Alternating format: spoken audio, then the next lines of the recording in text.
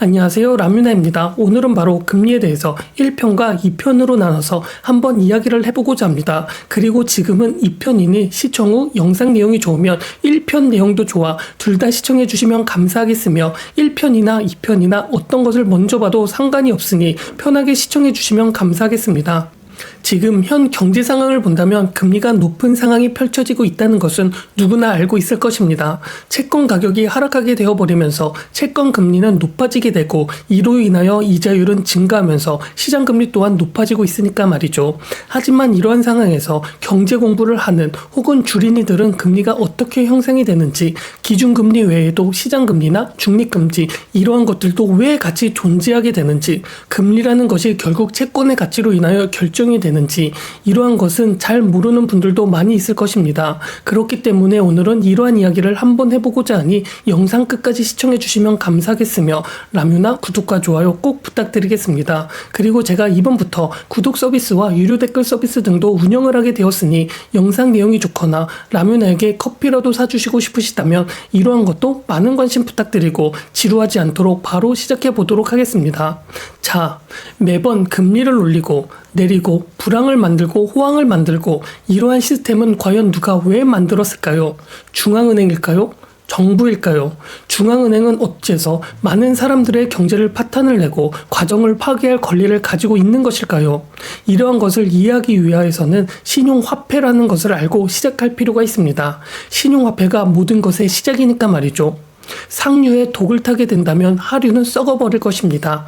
정부는 그렇게 할 수 있으므로 그렇게 했을 뿐이고 말이죠. 신용화폐는 정부와 은행에게 미래의 부를 끌어다 쓸 수 있게 만들었으며 평범한 국민들의 부를 약탈할 수 있게 해줬을 것입니다. 21세기 통화이론을 만든 케인즈는 그들을 약탈행위에 그럴듯한 변경과 면죄부를 주었고 말이죠. 당장 불쌍한 사람들을 도울 수 있는 방법이 있는데 금리를 내리고 정부 지출을 확대하고 지급 준비율을 낮추고 통화량을 늘려서 그들을 도울 수 있는데 돕지 않는 이유가 과연 무엇일까요? 정부가 지출을 늘리고, 즉 다시 말해 돈을 펑펑 써댄다면 새로운 수요가 창출이 될 수 있고 경기가 활성화가 될 거라는 말은 그럴듯해 보일 것입니다. 개인의 경우 지출을 늘리게 된다면 망하는 것은 한순간이지만 정부는 망하지 않는다는 케인스의 이론은 실상은 그렇게 해도 당장 망하지 않는 국가들이나 옛 영국이나 미국처럼 지출을 늘려도 기축 통화를 통하여 다른 나라에게 전가를 할 수 있는 나라들을 근거 삼아 정부 지출을 펑펑 쓰고 싶어하는 세계 곳곳의 정치인들의 머릿속에 빠르게 스며들었을 뿐입니다. 기축통화 역시 그저 시간의 차이가 있을 뿐 결국 베네수엘라나 아르헨티나 꼴이 난다는 걸 현재 미국이 증명해주고 있지만 그때까지 걸리는 시간은 무척이나 길기 때문에 사람들이 체감하기엔 어려운 점이 있었죠. 이건 마치 엄마가 명품을 사고 소비를 펑펑 늘리는 반면 아빠는 그 소비를 감당하고자 알아서 수입을 늘리라는 말과 같으며 결국 소비가 드러난 가정은 빚에 허덕이다가 붕괴가 되는 것처럼 국가 역시 시간의 차이가 있을 뿐 결국 망하게 될 것입니다. 결국 가정이, 사회가, 국가가 잘 살기 위해서는 결국 소비가 아닌 저장, 저축, 미래를 위한 대비, 지식을 위한 인내, 공무원의 절제, 정치인의 자기 희생이 필요하게 되지만 케인즈는 마치 악마의 속삭임처럼 그 모든 진리들은 개인이 아닌 국가는 작용하지 않는다는 궤변을 늘어놓았고 그의 그럴듯한 이론은 정부와 은행의 마음에 남아있던 한 조각의 양심마저 버리는데 큰 역할을 했을 뿐입니다. 거시적인 시야를 갖지 못한 자들에게 그게 마치 당장 경기를 살리고 빈곤을 퇴치하는 그럴듯한 방법으로 보였으며 그렇게 불과 200년도 안 돼서 정부와 중앙은행은 마치 신이라도 된 것처럼 사람들의 운명을 결정을 하게 되어버렸으며 살아남을 자와 그렇지 않는 자들을 결정한 권리도 가지게 되어버렸습니다. 실상은 정부나 나라의 개입이 더 큰 파괴를 초래하지만 세월이 지나면서 어느샌가 그 사실조차 잊어버린 채 마치 당연한 듯 파괴 행위를 지속을 하고 있으며 지금도 우리 사회 곳곳에 스며 있기도 합니다. 과거 대공황의 원인은 사실상 신용화폐의 무분별한 남용이었으며 전쟁을 한다는 명목으로 지나치게 생설시설을 늘리고 그 생산시설의 증대는 신용화폐로 정부가 개인의 자산을 약탈하지 못했으면 불가능하기도 했죠.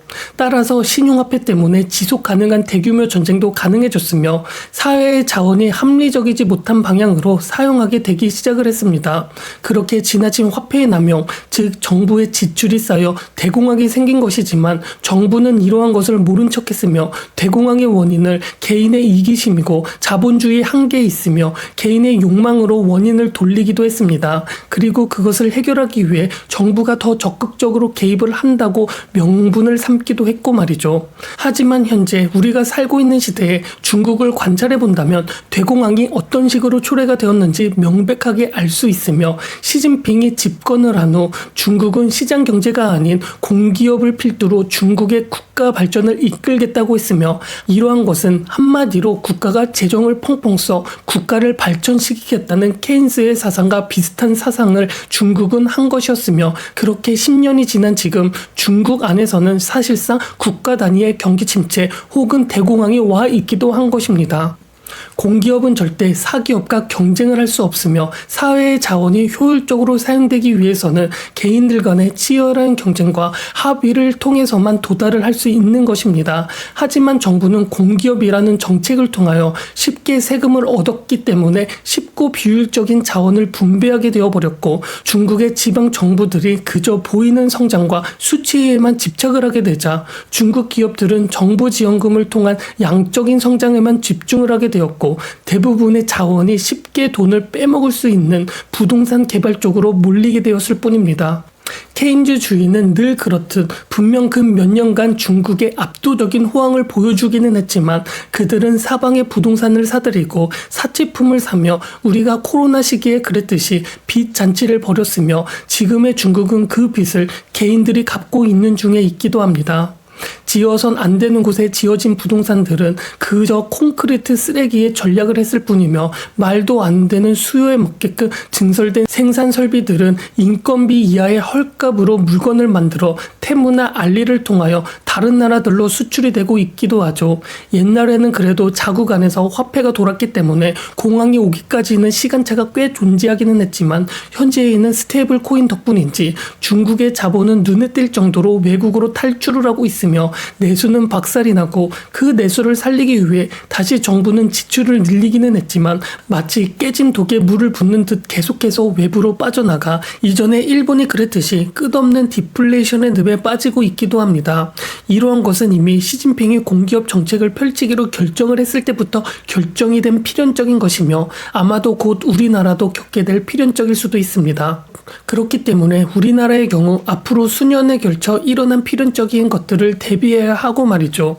이렇게 금리를 중앙은행이나 정부가 너무 쉽게 간섭을 하게 되어버리게 되고 통화를 풀어버리면서 경제를 살리고자 하는 정책을 채택하고 계속적으로 활용하게 되었을 때부터 정부와 중앙은행은 개인의 안위를 따지지 않을 수밖에 없게 된 것은 결국 필연적인 것이고 과거에서부터 지금까지 이러한 것들로부터 발생하게 되는 빈익빈 부익부, 양극화는 결국 돈을 풀 때 필요한 채권의 가치의 신용만 잃어버리는 현상이 일어나게 될 것입니다. 지금도 코로나 상황에 돈을 무척이나 많이 풀어버리는 상황이 나타났기 때문에 화폐의 가치가 쓰레기가 된 지는 오래이며 화폐랑 묶여있는 채권이라는 나라의 신용과 신뢰를 보증하는 가치도 계속적으로 줄어들고 있어 채권의 가치는 계속적으로 하락을 가리키고 있으며 더 이상 채권이라는 자산이 안전자산이라는 기본적인 역할도 하지 못하고 있는 게 바로 지금 현 상황입니다.